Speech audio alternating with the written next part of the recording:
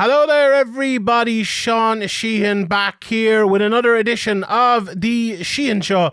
As I look forward to one of the biggest and best cards of the year over here in Europe, and that is KSW 65, which goes down this weekend with an absolutely massive fight between Mamed Khalidov and Roberto Soldic in the main event. And the reason I came on and I'm talking about this card is that fight, and is that fight alone. There's some other good fights in it, and I'll run through some of them here, but that is a fight that you have to look at. You know, if you're an MMA fan and you're talking about some of the biggest and best fights of the year outside of the UFC, or even, you know, in the UFC, that's right up there. These two guys are fantastic fighters. Obviously, Khalidov, the legend.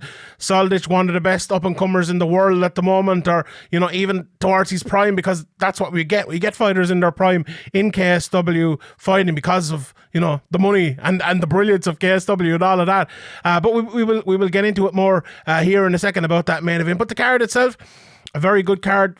From top to bottom. I shout out first of all to my good friend Sean Dinny, who's a Polish MMA expert over here in Ireland. He covers a lot of Polish MMA, and he was telling me about some of this card, and there's a great preview coming out as well over on Severe MMA. So this is a wonderful card from top to bottom.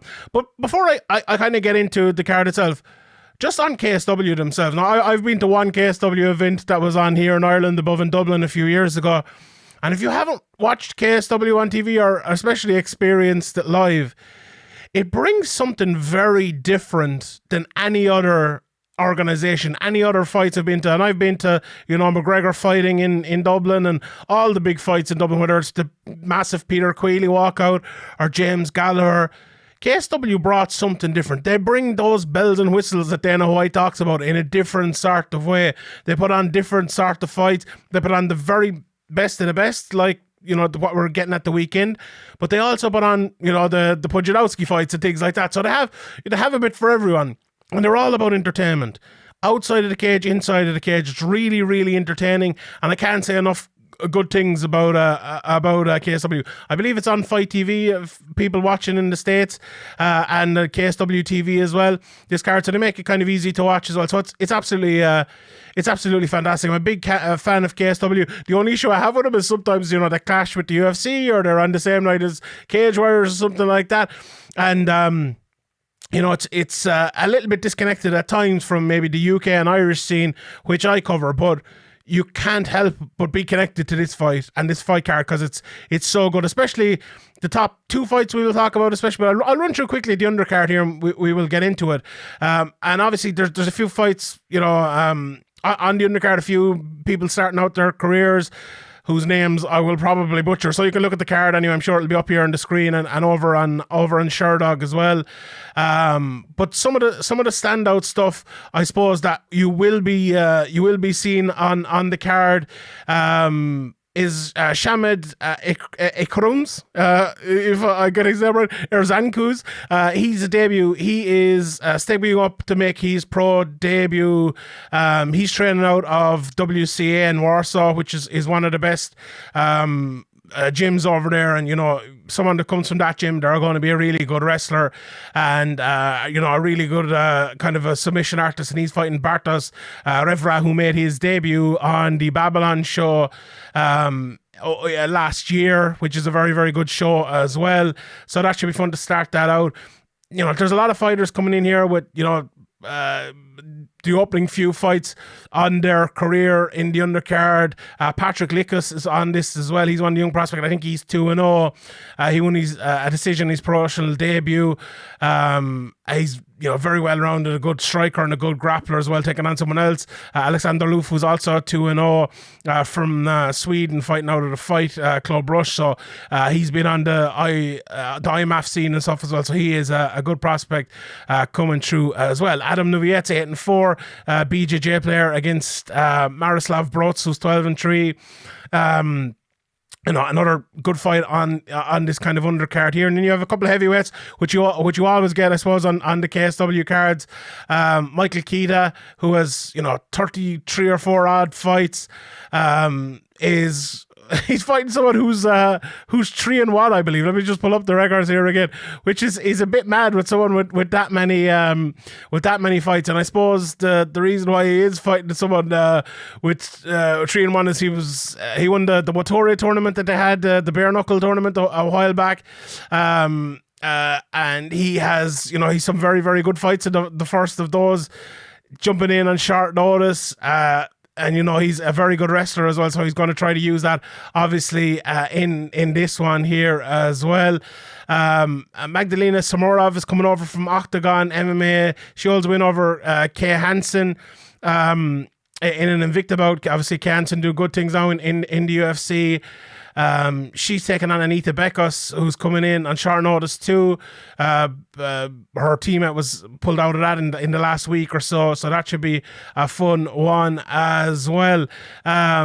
We have Damien Piqueroch, who's 4-0. He's a new guy coming through in the light heavyweight division. He's fighting 7-0 Mark Jukas.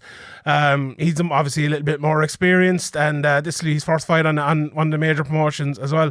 So looking forward to doing that. A good name on this card, and one that stuck out to me over the last year on KSW, Roman Szymanski, who beat Donovan Desmond. If you don't know Donovan Desmond, he fought in Cage Warriors and other big shows as well, and gave a great display in Cage Warriors. Could have been their champion at one stage last year as well. So, when you beat him, you're a good fighter. And he's taking on Maciusz Legarski, who's 7-0. He's the former Octagon welterweight champion with big power and good wrestling as well. So that's definitely a fight there to watch on that one as well. The top three fights, though, are the ones that kind of really stand out. Damien Stasiak against Lom-Ali. Stasiak, we've seen him in the UFC. He won 2 fights there. He's very, very good submissions, good on the ground. But also, a very, very good karate kind of stylist on the feet as well, a very good fighter, fighting out of the same gym as Roberto Soldic, I believe. So, he's gone in here, and I suppose he'd be a favourite to get that one. If he wins it, he could get a shot at the title. But the big rematch in the co-main event is one I'm very, very interested in. Daniel Torres against Salahdine Parnasse. They fought back at KSW 58 when Torres won the title, when it was that shot kind of with the kind of the forearm or underarm even, which knocked him out, which is kind of a knockout that was, some called it lucky, some called it, his power everywhere, but it was definitely one that especially with how good Parnasse is, that you kind of had to see that rematch. And this is going to be a really, really fun fight. The first one was for as long as it lasted. And I think this one will be a very, very good one as well, without a shadow of a doubt. Look, Parnasse, if you haven't heard of him or haven't seen him fight before, I think he's 15-1-1 now. One of the top prospects in the world, I think, outside of the UFC. And the fact that, the one on his record, he gets another matchup with him, is going to be very, very interesting. I'm really looking forward to seeing that. He's a guy who can fight everywhere, who can do everything. And he feels like a guy who will have maybe 1 or 2 more fights in KSW, and you will see him in the UFC, pretty soon. So I'm looking forward to seeing that one. But the main event is really the one, to talk about here. And having gone back and watched, obviously, some of Khalidov's fights and some of Soldic's fights, it's a very interesting one. Look, Khalidov is older now. Is he touching 40? Well, let me just pull up his age. 41 years of age now, yeah. So he's been around the block for a long time. Made his debut all the way back in 2004. And, he went on a 3-fight losing streak there. Lost to Thomas Narcoon twice, then lost to Scott Askham. But when he came back and he knocked out Askham at the end of last year now it was. So it's over a year out of the cage again, which I don't know is a great thing.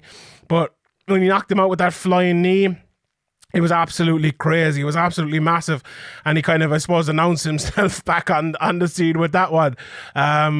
His wins over Boris Manikowski, Luke Barnett, Michael Materla, Brett Cooper, Melvin Manhove, Kendall Grove, Jesse Taylor, Matt Linland, all the way back down through the years, even Jason Guida on his record, Igor Prokopich, lots of good guys, all down through the years. And, his style He hits hard. He's good in all positions. He reminds me, like, I watched a couple of his fights today just before I did this. He reminds me a little bit of, like, a slightly more kind of mobile Dan Henderson, maybe, where he just looks for that big shot all the time, and he wants to get that big shot all the time, and he almost won't leave without it, you know. He's one of those guys, and just kind of an old school tough guy who very, very, very hard to beat and very hard to knock out. He's only lost once by knockout in his career, and that was, when was that? All the way back in the very first fight of his career. So he's gone on a nice 42 or 41 fight streak without getting knocked out. But the guy who will be looking to do that is Roberto Soldic, and you know, his power is you couldn't question it. And his last, what is it? He's won 1, 2, 3, 4, 5, 6 in a row. He's won 5 of them via knockout, and a few of them in the first round as well. And, you know, if you haven't seen him fighting, he's exactly what that suggests. Power, fighting out of the southpaw position. His kicks to the body are unbelievable. Big left hand. You know, he fought Patryk in his last fight, who's one, you know, a really good guy as well, coming through there, and he won, beat Michael Materla as well. You know, had 2 fights with Dricus du Plessis, lost the first one, and I watched the second fight just there. It's actually up on YouTube as well, so I think KSW have only put it up in the last couple of days. So if you haven't seen that fight, it's an interesting fight to go and watch. But in that fight, you can just see the power. His cardio improvements as well, I think, are something that definitely is a plus point for Soldic. And like, I genuinely think he's one of the top prospects in the world. You know, he's lost 1 fight since 2016. He's been, you know, he's had a few fights in Cage Warriors, now in KSW for a good while. And I think if he wins this fight, you know, and I mentioned at the start of the podcast, but like, the KSW fighters get paid very well, especially if you're one of their top fighters, as he is. But I think I could see Soldic going to the UFC. You know, he's a Croatian, and I'm sure he'll want to do kind of maybe what his fellow Croatians down through the years have done, like you know, Mirko Krokop and that, and go to the UFC, and maybe even take it kind of maybe that to that next level. But he'll have a tough job and a tough one getting through Khalidov as well. Because when you meet someone that experienced, it's never going to be easy. And he's never going to make it easy on you. And like, as I mentioned with that du Plessis fight, I think he's going to have to bring it. He's going to have to land those power shots all the time and make it tough on Khalidov. Because Khalidov, as I said, he won't go away. He won't go away. And that meeting of kind of, you know, I want to land hard shots versus I want to land hard shots. There's got to be hard shots landed there somewhere, and it could be, you know, it could be a real battle of like who's gonna fall first. But it's for the middleweight championship. Obviously, Soldic is moving up from welterweight for this one, and that could be an issue as well. You know, moving up in weight against someone who is big, who's fought up even at higher weights, as we know, is a big issue, because that power translate up, especially against the guy who, you know, hasn't been knocked out in 41 fights, as I mentioned, and who is well able to take that sort of power. It's very interesting. There's lots of, I suppose, intangibles in this one, and you know, Soldic, he's a guy who I think needs this win. You know, he has some good names on his ledger here, and I've talked about him for the last while, and I'm sure lots of people who look at this scene more than I do even have talked about him as being one of the best fighters in the world. But you have to beat a Khalidov to prove you're one of the best fighters in the world, or one of the best fighters in KSW, and then you have to beat guys as good as him or better than him, and then move on and keep beating them. And I think he has the ability to do that. I think Soldic will win this fight, but I do think it'll be a very, very interesting fight. You know, all the way through. Look, it could be the last ever fight of Khalidov's career. That's a big part of this as well. And I know, you know, he probably won't want it to be. He'll probably want to have a few more fights and go even further. But you know, Soldic won't have any of that in his mind, and I'm sure he'll be looking for the big win here. But yeah, look, I mentioned at the start of the podcast, but you always get it with KSW.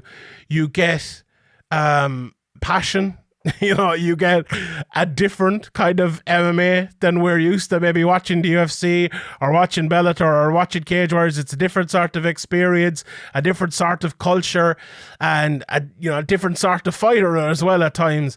And it's definitely worth tuning in for, because we've had fights down through the years from different parts of the world, whether they're, in Japan or over here in Ireland or in America for us, or in Brazil or in Australia or wherever they might be. And there's always a different flavour and something very different. And KSW are definitely very different. But having said that, the level of this fighter isn't very different to what we get at the very, very top, and that should be almost enough to tune in to watch it, I suppose. So yeah, it's going to be a very, very good card. Obviously, this weekend there are some big fights coming up, and I was going to look ahead to Lewis Sadox, but I'm sure the lads over Cherdog will be doing that. That's a fantastic card as well. One of my favorites, Wonderboy against Bilal Muhammad, very, very interesting fight. And the main event, Lewis and Dawkins, a very interesting fight.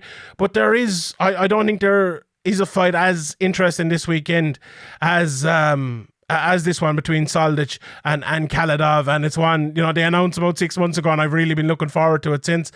So yeah, over in States will probably be a lunchtime or evening time a fight to tune into, so it's very good, and a normally timed card for me over here. So yeah, I'm really, really looking forward to that.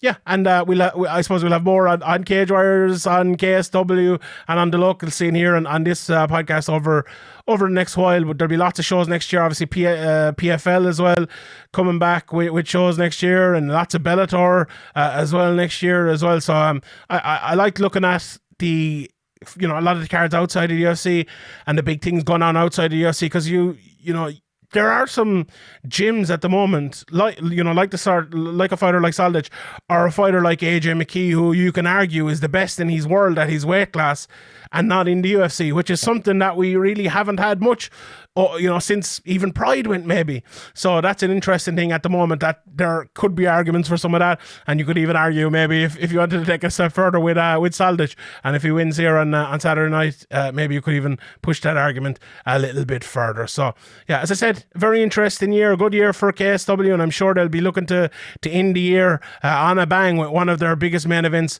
of all time this weekend.